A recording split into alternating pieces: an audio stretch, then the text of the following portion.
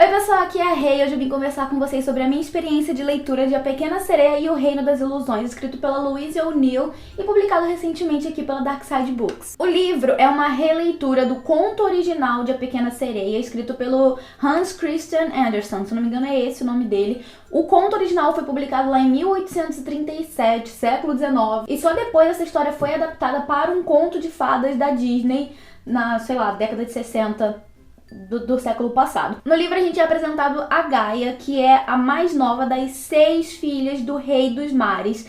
Ela é a caçula das sereias e ela tá prestes a completar os 15 anos. E aqui na sociedade do fundo do mar existe esse rito que as sereias fazem quando completam 15 anos, que é de poder subir à superfície. Então até o momento a Gaia nunca teve um vislumbre do mundo acima das águas. E a Gaia tem toda uma inquietação acerca da superfície, porque ela tem toda uma história ali um pouco mais profunda com a superfície relacionada à mãe dela. Então a Gaia é criada pela avó, pelas irmãs e até mesmo pelo pai ali, as pessoas da sociedade, a ser submissa, a ser quietinha, a ser obediente, a sorrir, a, sabe, ser um mero bibelô e usar o dom da sua voz para entreter as pessoas assim que elas pedirem, sabe? Assim que elas quiserem, é isso que ela tem que fazer. Só que ao mesmo tempo, a Gaia é apresentada a histórias de contos de fada que a avó dela conta para ela e para as irmãs sobre histórias de amor verdadeiro, em que há um homem que se apaixona por uma mulher e eles vivem felizes para sempre, etc. Aquela mesma história que nós mesmas, sabe, somos contadas desde criancinha pelos contos de fada. Ela é muito curiosa, ela tem essa inquietação,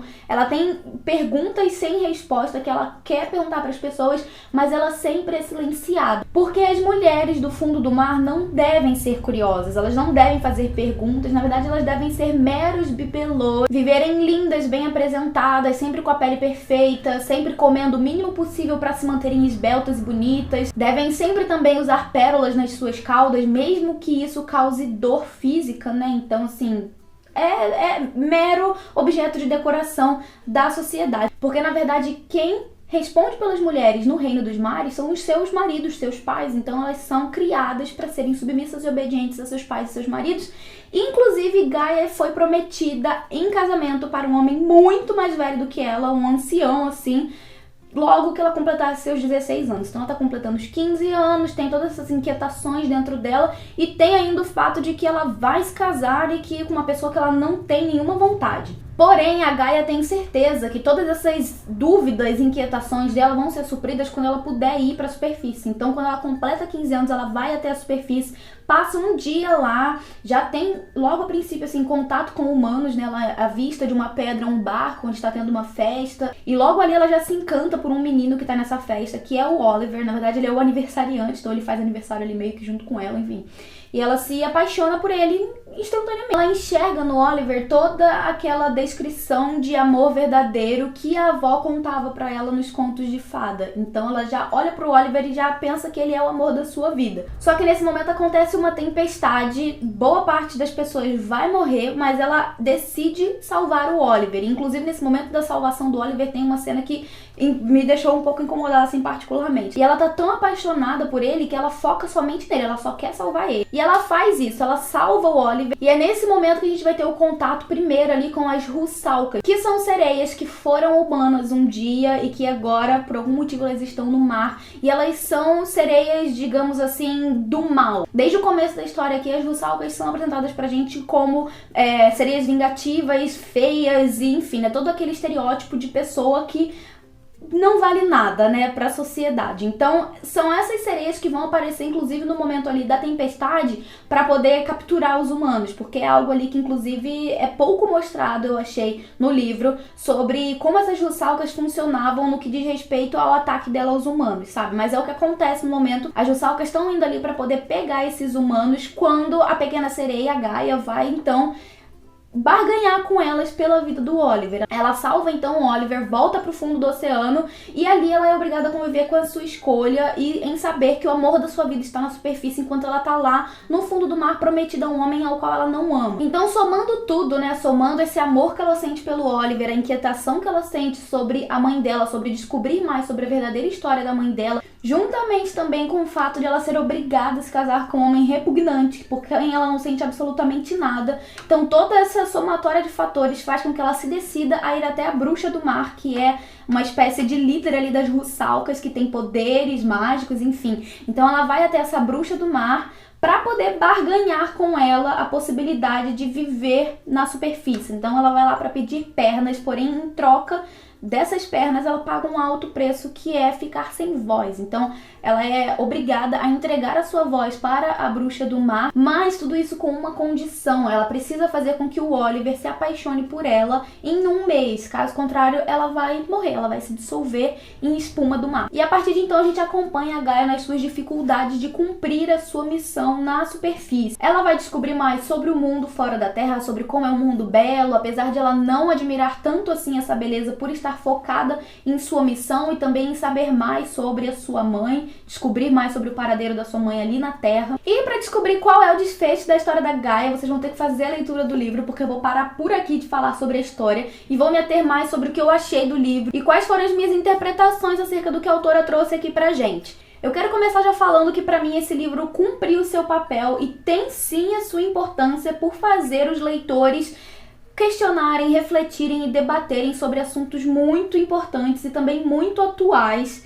que são abordados aqui no livro. Não somente com essa relação de feminismo e machismo, não somente com isso, porque a autora vai um pouco mais além aqui na história e vai também fazer a gente se questionar, inclusive, sobre o imperativo do padrão de beleza, que é, inclusive, trazido aqui no livro para as sereias, né, e até mesmo para algumas mulheres, e é algo que acontece ainda hoje, né, na nossa sociedade. A gente tem ainda esse imperativo de ideal de beleza, em que mulheres passam por procedimentos dolorosos, em que as mulheres vão abandonar muito de quem são para se encaixarem em um determinado padrão de beleza, e não necessariamente hoje em dia para satisfazer os olhares masculinos, mas mais por uma competição feminina também, que é algo que a autora traz aqui no livro na figura do Rei dos Mares, que vai frequentemente instigar a competição entre as próprias filhas com relação a quem é mais bonita, ou quem é mais isso ou aquilo, a mais graciosa, etc. Ele chega inclusive a fazer uma fila da mais bonita para mais feia, e quem é mais bonita é justamente a Gaia. Então ela sofre frequentemente com esse estigma de ser a mais bonita, a mais graciosa, com a voz mais bela. E ela sofre com isso, com a competição que existe entre as próprias irmãs. Então é o que acontece na nossa sociedade também. Hoje em dia, as mulheres passam por esses procedimentos e ficam bonitas nem tanto para impressionar homens, porque muitas vezes são mulheres casadas. Elas estão fazendo isso justamente para impressionar as outras mulheres, que é uma espécie de competição de quem é a mais bonita e quem é a mais graciosa, entendeu? Isso ainda acontece. Porém, no que diz respeito ao feminismo e ao machismo que a autora traz aqui no livro, já no prólogo, as editoras do livro vão fazer uma nota em que elas vão usar um termo que pra mim foi muito condizente pro livro. Elas vão dizer que o livro é uma releitura de A Pequena Sereia com viés feminista. E pra mim faz bastante sentido o livro ter esse viés feminista, porque pra mim, do que eu interpretei dessa história, o livro não é feminista, ele não vai trazer personagens feministas, por exemplo, porque aqui não existe essa noção, esse ideal, ou até mesmo esse sonho